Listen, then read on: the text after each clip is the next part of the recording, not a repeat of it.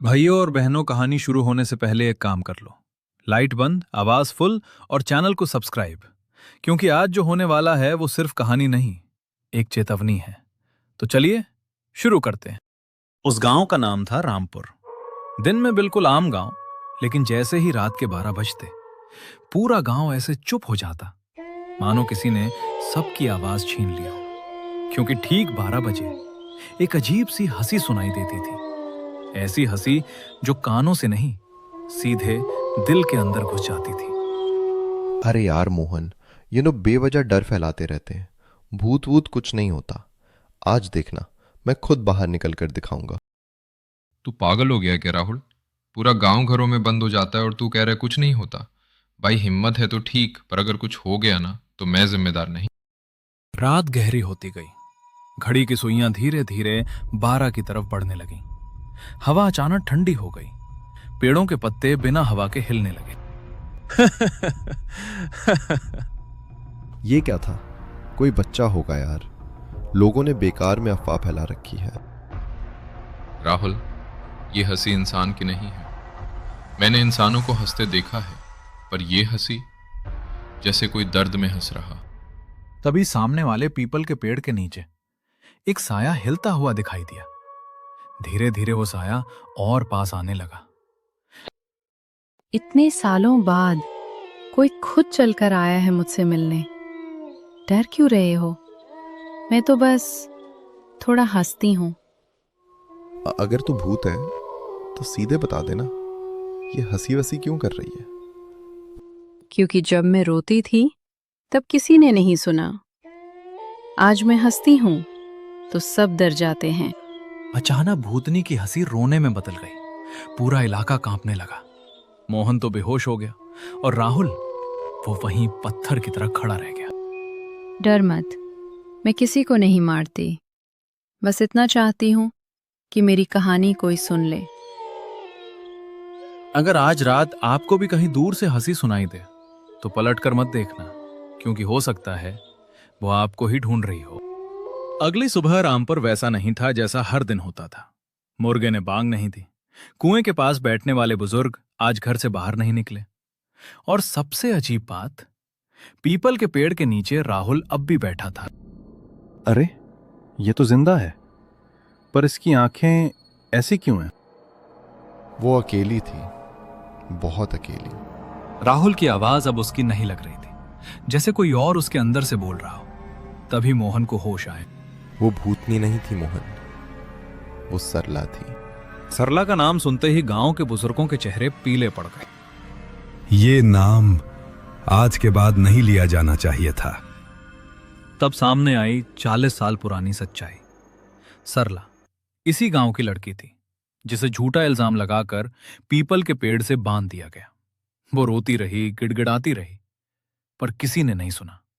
और जब उसकी आवाज हमेशा के लिए चुप हो गई, तब से हर रात 12 बजे उसकी हंसी गूंजने लगी। मैं बदला नहीं चाहती, मैं बस चाहती हूँ कि कोई सच बोले। उसी दिन गांव में पहली बार रात 12 बजे सब लोग बाहर निकले। पीपल के पेड़ के नीचे दिया जलाया गया। सरला का नाम आंसुओं के साथ लिया गया। और उस रात हंसी नहीं आई।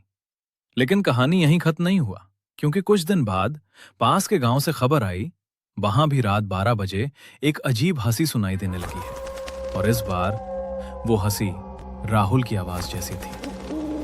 कहते हैं जो सच दबाया जाता है वो मरता नहीं, वो हंसने लगता है। अगर आज रात आपके गांव में अचानक हंसी सुनाई दे तो समझ लेना, कहानी अभी बाकी है। अगर आपको भूतिया फिल्में पसंद हैं और कार्टून में डर के साथ मजा भी अच्छा लगता है, तो अभी कमेंट में लिखो भूत। आप जैसा बोलोगे वैसा ही कार्टून हम बनाएंगे, डरावना, मजेदार या दोनों। कमेंट करो, तभी अगली कहानी आएगी। अगर आपने सब्सक्राइब नहीं किया तो अगली धमाकेदार कहानी मिस हो सकती है, इसलिए अभी सब्सक्राइब करके बेल आइकन दबा दो। हम पैसे नहीं मांग रहे, सिर्फ आपका एक सब्सक्राइब मांग रहे हैं। अगर आपको हमारी मेहनत पसंद आए तो प्लीज सब्सक्राइब जरूर करें। रविवार का दिन था। सुखनगर गांव का बाजार पूरी रौनक में था। सब्जी वालों की आवाज, बच्चों की हंसी और मसालों की खुशबू हवा में घुली हुई थी। बीच बाजार में सबसे बड़ी भीड़ लगी थी रहमान मियाँ के मटन स्टॉल पर। रहमान, आ जाइए, ऐसा मटन जो खाकर ससुराल वाले भी तारीफ करें। मसाला ऐसा कि उंगलियां चाटते रह जाओ। रहमान भाई, पिछली बार बीवी ने कहा था इतना स्वादिष्ट मटन कैसे बना? मैंने कहा रहमान मियाँ का जादू है। जादू नहीं जनाब, ये 20 साल का तजुर्बा है और थोड़ा सा सीक्रेट मसाला। सब हंस पड़े। घर का दृश्य शाम को रहमान घर लौटे। उनका 13 साल का बेटा अमान चुपचाप बैठा था। अब्बू, आपसे एक बात पूछूं? पूछ बेटा, आज मूड अच्छा है, बिक्री बढ़िया हुई है। अब्बू, आप वजन पूरा क्यों नहीं देते? क्या मतलब? आज मैंने देखा आपने 1 किलो की जगह 850 ग्राम दिया और पैसे पूरे 1 किलो के लिए लिए। बेटा, व्यापार में थोड़ा बहुत चलता है, हर कोई है। लेकिन अब्बू, अगर सब गलत करें तो क्या हम भी गलत करें? आप हमेशा कहते हो मेहनत की कमाई में बरकत होती है। रहमान चुप हो गए, फिर हंसकर बोले, अरे तू अभी बच्चा है, तुझे क्या पता बाजार कैसे चलता है। बच्चा हूं, लेकिन गलत और सही तो समझ सकता हूं। अगले हफ्ते बाजार में नया बोर्ड लगा, रोहित मीट हाउस, पूरा वजन, सच्चा स्वाद। यहां नाप तौल में कोई कमी नहीं, जो लिखा है वही मिलेगा। लोग धीरे धीरे उधर जाने लगे। रहमान परेशान हो गए। रात को घर में रहमान गुस्से में, आज आधी बिक्री रह गई, ये नया लड़का बाजार बिगाड़ देगा। अब्बू, बाजार किसी ने नहीं बिगाड़ा, लोग भरोसा ढूंढ रहे हैं। तू हर बात में मुझे ही गलत साबित करेगा। मैं आपको गलत नहीं कह रहा, बस ये कह रहा हूं कि लोग भरोसे से आते हैं और अगर भरोसा टूट जाए तो स्वाद भी फीका पड़ जाता है। अगले रविवार एक बुजुर्ग ग्राहक आए।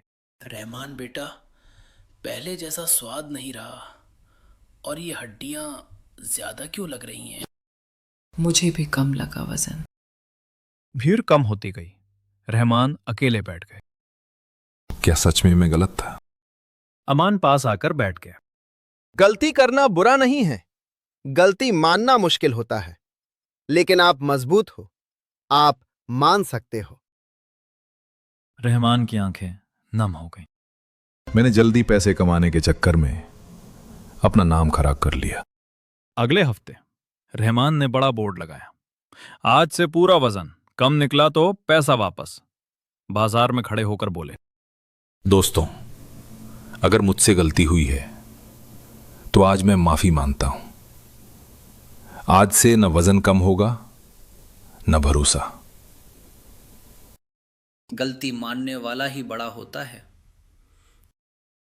धीरे धीरे फिर लाइन लगने लगी। रात को घर में रहमान ने अमान को गले लगा ली। आज तूने मुझे सिखाया कि मटन मसाले से स्वादिष्ट बनता है, लेकिन नाम ईमानदारी से बनता है। लालच पेट भर सकता है, लेकिन इज्जत नहीं। अमान मुस्कुराया।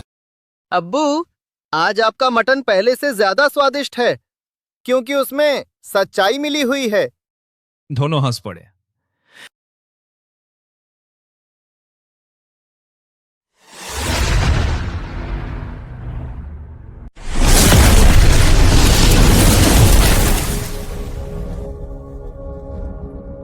जब रंग खामोश हो जाएं और त्योहार भी इंतजार करने लगे तो समझ लेना कहानी किसी दिल की है। उस गांव में होली हमेशा जल्दी आ जाती थी। फागुन लगते ही बच्चे रंग ढूंढने लगते थे, औरतें पकवान की बातें करती थीं और खेतों के बीच हंसी फैल जाती थी। लेकिन उस साल होली जैसे रास्ता भूल गई थी। गांव का नाम था मधुपुर। उसी चुप्पी के बीच रहता था किसान नत्थू। उसके घर में पत्नी लाजो और 2 बच्चे थे। बच्चे रोज पूछते थे कि इस बार रंग खेलेंगे या नहीं, और लाजो हर बार बात टाल देती थी। नत्थू सब सुनता था, लेकिन कुछ कहता नहीं था। इस बार सादा होली मना लेंगे, बच्चों को समझा देंगे। होलिका दहन की रात आई। आप बताइए, क्या कभी ऐसा हुआ है कि त्योहार आया हो लेकिन मन तैयार ना हो? कमेंट में लिखिए आपकी होली कैसी रही है। आग जली, मंत्र बोले गए, लोग परिक्रमा करने लगे। नत्थू सबसे पीछे खड़ा था। आग की लपटों में उसे अपने सूखे खेत और अधूरे सपने दिख रहे थे। बुराई के साथ साथ डर भी जलता है बेटा। होली की सुबह गांव रंगों से भर गया। ढोल बजे, बच्चे दौड़े, हंसी गूंजी। नत्थू अपने दरवाजे पर खड़ा था, बिना रंग, बिना मुस्कान। आज रंग खेतों पर नहीं, दिल पर लगा है। उस साल फसल बहुत बड़ी नहीं हुई, लेकिन नत्थू फिर खड़ा हो गया। मधुपुर ने समझ लिया कि त्योहार रंगों से नहीं, हिम्मत से आते हैं। कभी कभी होली देर से आती है, ताकि इंसान पहले तैयार हो। होली के अगले दिन नत्थू सुबह सुबह खेत की मेड़ पर बैठा था। मिट्टी अब भी सूखी थी, पर हवा में कुछ बदला बदला सा था। उसी वक्त उसका छोटा बेटा एक टूटी हुई पिचकारी लेकर आया और बोला, बाबू, अगले साल नई वाली लेंगे ना? नत्थू पहली बार खुलकर मुस्कुराया। उसने बेटे के सिर पर हाथ रखा और कहा, हाँ, और इस बार रंग भी खूब होंगे। लाजो आंगन में सूखे बर्तनों को धो रही थी, पर उसके चेहरे पर सुकून था। दीनू काका दूर से जाते जाते बोले, अरे नत्थू, बीज कल ले आना, बरसात देर से सही आती जरूर है। नत्थू ने सिर हिलाया।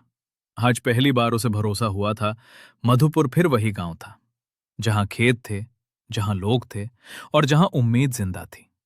क्योंकि कुछ होलियां सिर्फ रंग नहीं लाती, वो इंसान को मजबूत बना देती हैं। रंग कम हो तो क्या, अगर दिल मजबूत हो तो जिंदगी खुद रंग भर देती है। जिनके लिए मम्मी सब कुछ होती हैं, वो एक लाइक और सब्सक्राइब जरूर कर देना, और ऐसी कहानियों के लिए सब्सक्राइब कर लेना। हम पैसे नहीं मांग रहे, सिर्फ आपका एक सब्सक्राइब मांग रहे हैं। अगर आपको हमारी मेहनत पसंद आए तो प्लीज सब्सक्राइब जरूर करें। अगर आपने सब्सक्राइब नहीं किया तो अगली धमाकेदार कहानी मिस हो सकती है, इसलिए अभी सब्सक्राइब करके बेल आइकन दबा दो।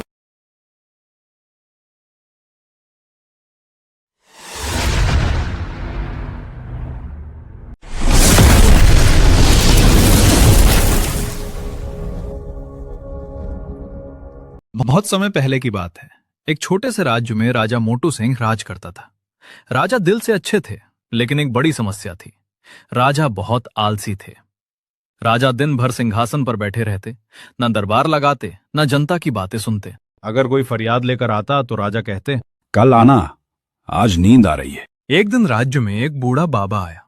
उसके हाथ में था एक अजीब सा जादुई चश्मा। महाराज, ये जादुई चश्मा है, इसे पहनने से आप सच देख पाएंगे।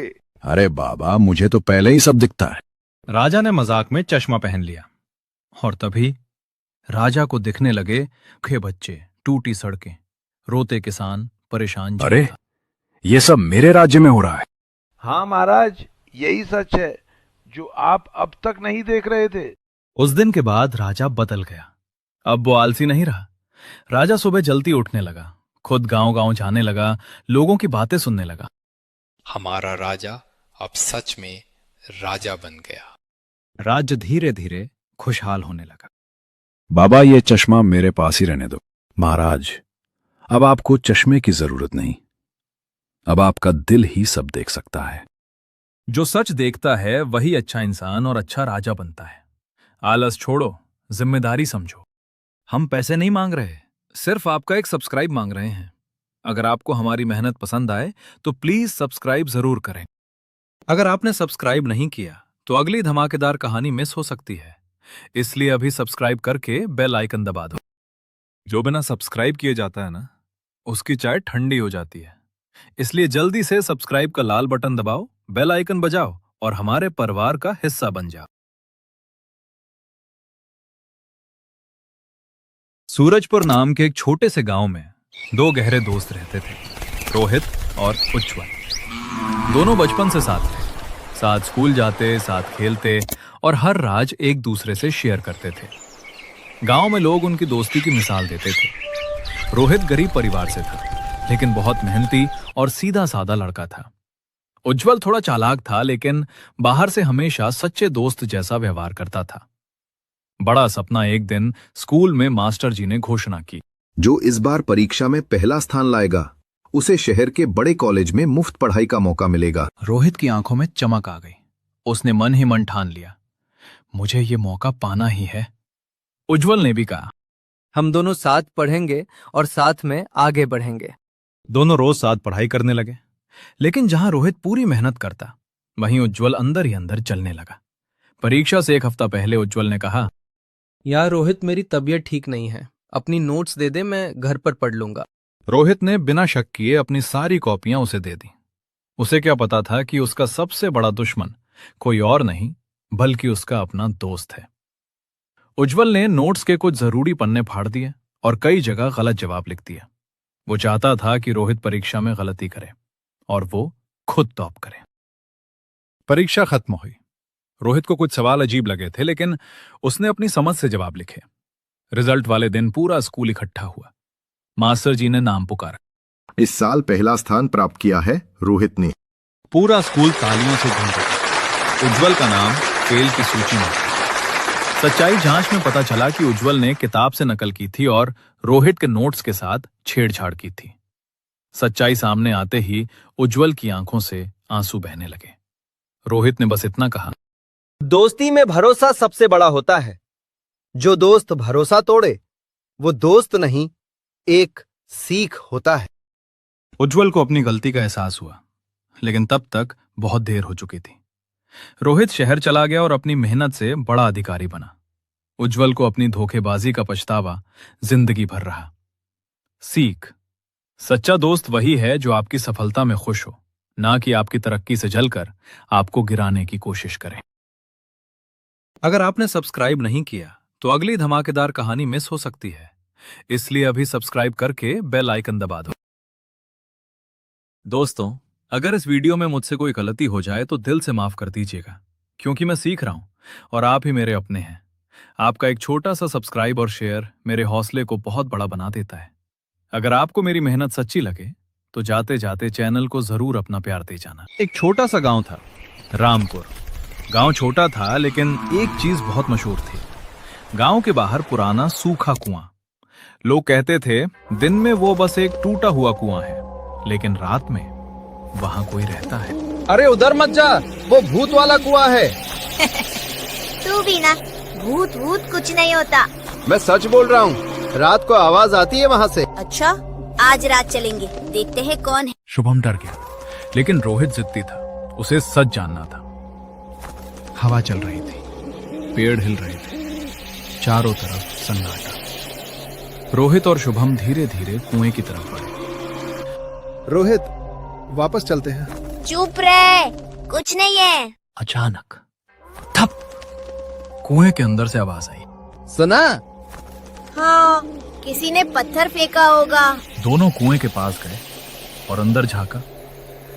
अंधेरा, कुछ भी नहीं दिखा। तभी कुएं के अंदर से आवाज, कौन है? मैं जा रहा हूँ। अचानक कुएं के अंदर से एक हाथ बाहर निकला, काला, सूखा, लंबा। शुभम, भूत! हाथ ने रोहित का पैर पकड़ लिया। बचाओ शुभम! शुभम भाग गया। अगली सुबह गांव वाले कुएं के पास खड़े थे। गांव वाला, रोहित कहां गया?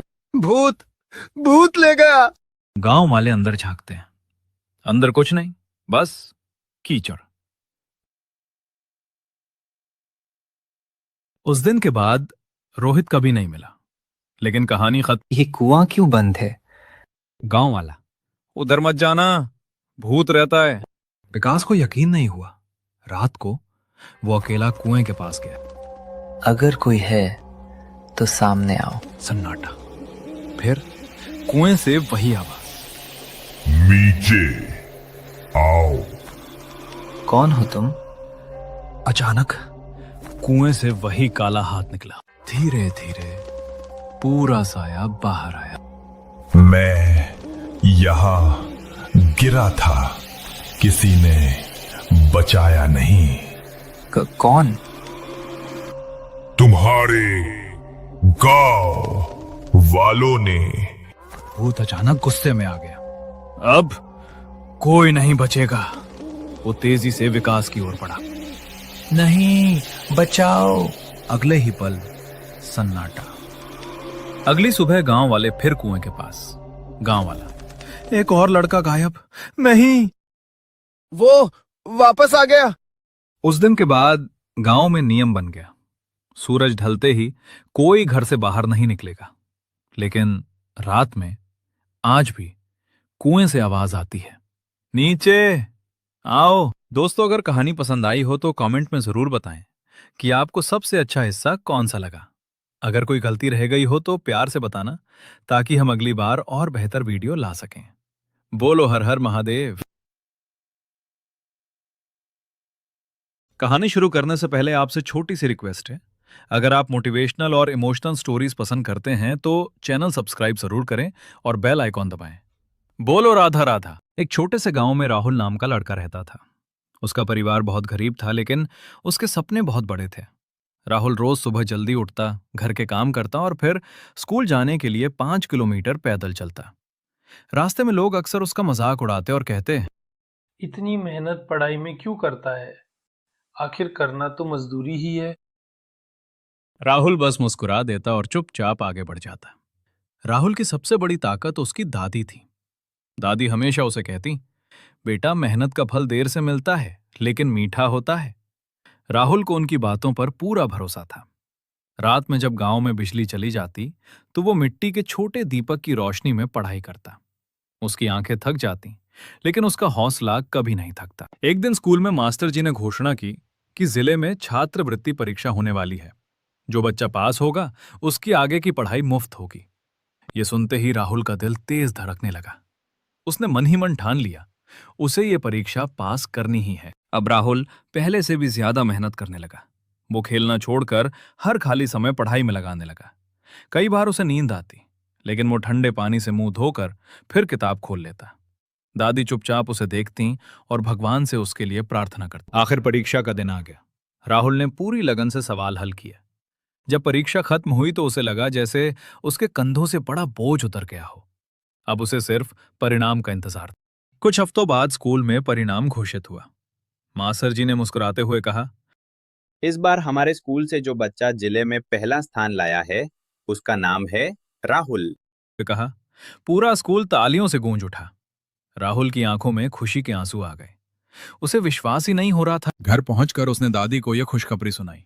दादी ने उसे गले लगा लिया और कहा, देखा बेटा, छोटा सा दीपक भी पूरे घर को रोशन कर सकता है। राहुल ने समझ लिया कि गरीबी या मुश्किलें इंसान को रोक नहीं सकती, अगर उसके इरादे मजबूत हों।